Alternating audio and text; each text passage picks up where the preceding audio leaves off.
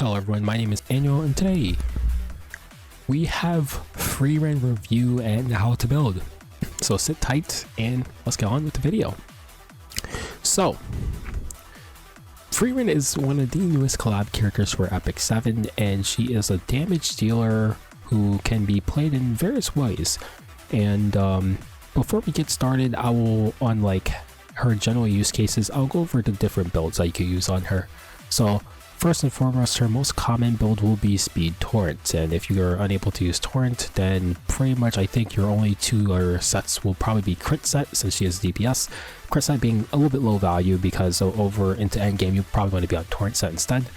And Immunity Set, which you can never go wrong with, although it won't provide, it is morely for the turn 2 players.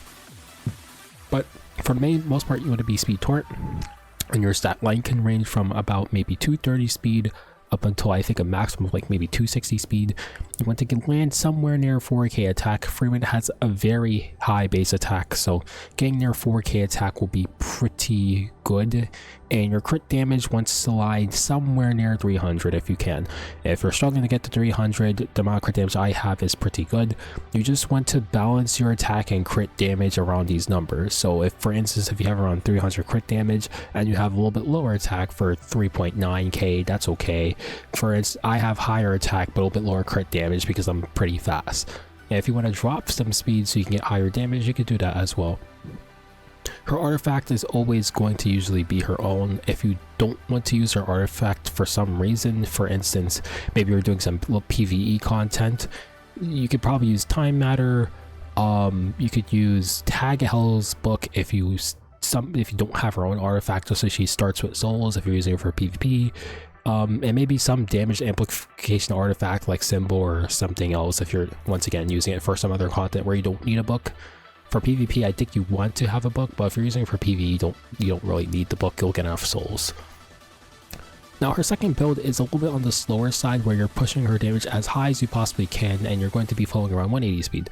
And your crit damage can be anywhere above 300, and your attack is going to be, once again, you're going to try to push your attack as far as possible.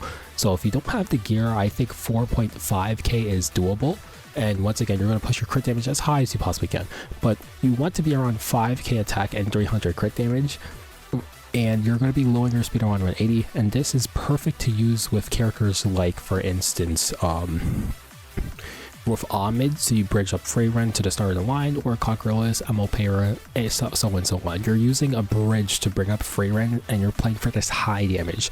This build also works pretty well for PvE, since you have a lot more higher damage instead of speed, which speed gives you more souls. And I'm pretty sure those are the two most good builds. I think the only other build I think is just like Lights, which is high damage, a little bit on the faster side. So it's around like 5k attack, 300 crit damage, but you're like 210 speed. You can do that too. If you want to go for the higher damage build, you're just below 230 speed, so you can push your damage. That's the one thing you need to remember. But that being said, let's talk about Frieren's use cases. Frieren is probably the first collab character in a long time that is generally usable almost everywhere in terms of content. I was able to use her for most of the hunts. Maybe Wyvern was the most sketched because she is a earth unit, but otherwise she's still usable as a Wyvern tank because she doesn't take any damage.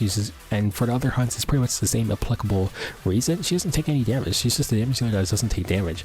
As long as you have souls, you don't take damage, so you can just run her as your anchor in the front instead of like a knight, so she could just sit there and just do damage and then mitigate damage to her team because she can't take any. So she's been pretty good in that regard. Arena, she felt a little bit awkward for higher play Arena, only because there's a lot of Yulhas on defense, and when we go to the tier list, I'll talk about more about that, but she felt slightly awkward, but still very playable. And Abyss, I can see she's being really good, and Expeditions, I'm pretty sure Tristan already released a video putting her in every single team, so if you want to see more about what she can do into Expeditions, I'll show a little bit of it on screen here, but if you want the full video, I do recommend watching Tristan Wolf. He already has the video done, so there's no reason for me to re-put up all this information for you. And I don't know which other sections of PvE you would really care about to even showcase Frieren. The fact that she can already clear most of the hunts and just do expeditions clearly just means she can do everything else in the game. So I don't know what else to really showcase there, but I think she's a straight 10 out of 10 for PvE content. For Guild Wars, I honestly didn't get to test her. She was a little bit hard to get in there because you need to play her as a cleave unit, right? And some of these defenses aren't really Frieren friendly, so I really didn't get to play her. For that, I would recommend checking out Victron, but she says she's generally a good PvP character. I don't see how she wouldn't be good. It's just that trying to make a 3-man comp that works with her is a little bit hard for some of these PvP defenses for Guild Wars. For regular arena, I think she's fair. She's pretty much like A tier. She will work if you have the right team.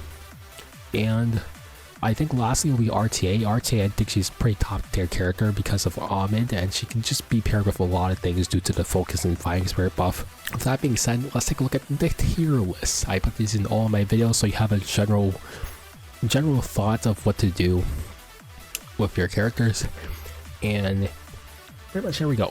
For your supports here, Ahmed, Conk, Pera are basically all characters that can bridge up your Frieren. Ahmed and Pera both have swift attack, which means when Frieren presses her S3, which has swift attack, 50% CR push, it means Frieren basically takes an extra turn. So you press S3 and you're able to piggyback for the next turn to press S1 to finish off the team. Very good. Conquerorless is just a generally really good opener right now that can bridge up your characters, and Marrow just is another kind of like bridge that could protect Frieren. Not that she really needs it, but it could help against pop damage, I guess. And you also get free fixed damage from skills. They're all pretty good openers that you can use with her and pair. So your best focus and fighting spirit uses are this top row here. Arya gets an immediate S2. I know Benny Morrow gets an immediate S2, but I don't think you really need to use him. I have him down here for Guild Wars if you want to. Setsuka gets really close to her S3. Her S2 proc, which makes her makes her pop off extremely quickly, which makes it harder to fight, makes her really good.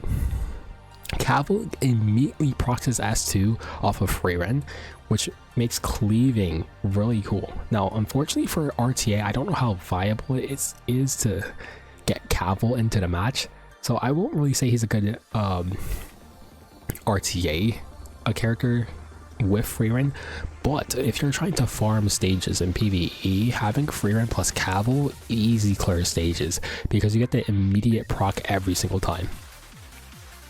The same logic kind of applies for Vermeer. When you have Vermeer plus Frieren together, no matter what you do, you're going to immediately proc Frieren's passive. So you won't even need to have any other characters in the team. As long as Vermeer has Frieren with her, she will immediately snap first turn, which makes it a really strong combo because you will always guarantee get a control off your first turn or a death break without needing to even use any tools. So this combo is very good. Now this row here below here are characters that are just not as good as a combo unit, but it works. As in, if you pair them together, you'll get like some benefit, right? I think Lanny gets really close to an S3, so if they have maybe 1 or 2 buffs, you immediately get full salvo. Abyssal Euphine really close to S3, Candy really close to S3. Dilibet, I think it just means less debuffs needed for you to activate. But Dilbet is more of a reactive character rather than an active character, so you're playing off your opponent's debuffs. So getting more fighting spirit to make it easier for you to get to work doesn't really do much for Dilbet. So I guess, right? Young Saiyan means you don't need to run a green unit, but if you're running Young Saiyan and Frieren together, maybe you can just put Frieren in the front row, so it's kind of counterintuitive. Flan, you start off with more focus. And Teiyu, unfortunately, due to no pushback, it does not immediately proc Teiyu. But it just means you have there's less pushback needed for him to work, which I don't know if that really changes anything. But yeah, you just don't immediately proc at the start of the match. So Teiyu does not fully work, but you get more fighting spirit, so I guess it helps. Now I want Guild Wars. I'll just skip this row really quick just to talk about Guild Wars. Benny Morrow is a really good Guild Wars unit right now, so having Frieren means you can immediately not need to proc Benny in order for it to work, but it's kind of once again, counter. If you're picking him into the extra turn unit, it only makes sense that you don't really need Frieren to get the immediate S3 anyways, so. And Milim gets closer to her Wahaha. Now you want to be aware of these units here. These are very common characters that are played and will absolutely put Frieren down in the dirt. Due to Frieren can still get controlled, so pressing S3 means Frieren can go napping time, and unfortunately due to the fact that Frieren cannot take any hit damage, if you are slept by Tenebria, if you get hit, if Frieren gets hit while she's asleep, she will not wake up because she cannot take hit damage. So all of Tenebria's control abilities on the S3 will hard lock down Frieren. Rupture on the S2 is pop damage and will cause issues for Frieren. And I did not add a bunch of characters here I was cooking with. This is a problem. And also this is a problem. Where are you, Carrot? Also, this is a problem. Yoha, if you press S3 while Yoha is on field, you'll lose 70% of your HP. And if you press S1 and S3, you'll probably be at like 100 HP or something. I'm sorry, if you do the S1 combo, you'll probably be like really low HP unless you shove your S1 into Yoha and you'll die. Para is where his tooth has pop damage. Seska, Seska's a little bit of a weird one. If you're able to take out Seska's team before Frieren, like if you're able to take out Seska's team first, you can win against Seska. But in other situations where you have bad RNG or you keep missing, Seska is going to counter way too many times into Frieren, which will completely remove your souls, and then you'll lose. So it's kind of like a 50-50 win con. This is pop damage, and yeah, it will hurt. Tywin kind of takes souls, so fighting Tywin is a little bit of iffy. I don't think it's a hard counter, but he does take souls.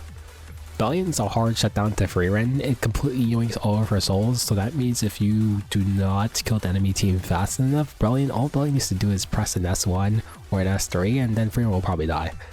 If Frieren presses S3 and does not kill any of these two targets, this guy can kick her and then one-shot her, and then Kara can press S3, burn S3, and then one-shot her. Or just press S3, and the burn damage will probably kill her. But there's like a lot of other stuff that could probably work, like Bihu. If you put Bihu's artifact on him, you'll probably be able to lap Frieren and then one-shot, or just press S1 into Frieren and one-shot her. A lot of things could work. Briarwitch pop damage could work. Like if it has pop damage, it probably works into Frieren. Because that's pretty much all you really need to know. But that being said, like even like Arcee Machado, if you don't have a mini on Frieren, if you did put up a mini first, if you seal Frieren, you do immediately lose the protective barrier. I kind of learned that the hard way. But yeah, pretty much there's a lot of stuff that counters her, so just be wary about that. Seal does work, pop damage works, like soul removal works, taking too many hits works. Just be mindful of that. There's kind of way too many things to put down here if you really think about it, but that doesn't really stray away from Frieren's strength. It just means that she does have counterplay, but she is definitely a very strong unit right now. Don't get me wrong, I've seen countless people play with her and she's pretty good. She's definitely very good. But yeah, that is pretty much it, and I'll see you guys in the next one.